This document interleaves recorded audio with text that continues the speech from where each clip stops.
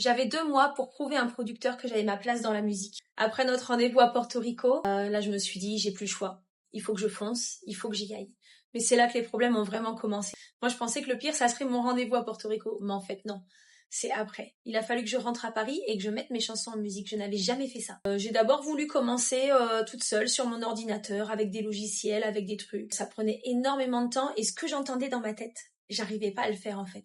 Rien que simplement des batteries, des choses comme ça que j'entends, je galérais pour les faire. Et donc du coup, je me suis dit, il faut que je trouve quelqu'un qui m'aide, il faut que je travaille avec un ingé son. Mais le problème, c'est qu'encore une fois, moi je viens de la scène, je connais pas les ingé sons en studio, je connais pas du tout, je vais sur internet, c'est une jungle. Voilà les premières difficultés en fait auxquelles on est confronté. Donc je regarde partout, je sais pas trop vers qui me tourner, et puis je vois que ça coûte cher, et je me dis j'ai pas le droit de me manquer parce que j'ai pas un budget infini, et si ça marche pas, que je mets mon argent dans le vent, etc.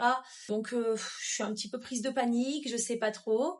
Et puis je pense à des personnes que je connais, je me dis tiens lui il m'a dit qu'il avait un studio, je vais peut-être le contacter, voir s'il a disponibilité. Et finalement tout match, on se rencontre, on travaille sur les chansons, il entend exactement ce que moi je veux lui faire entendre.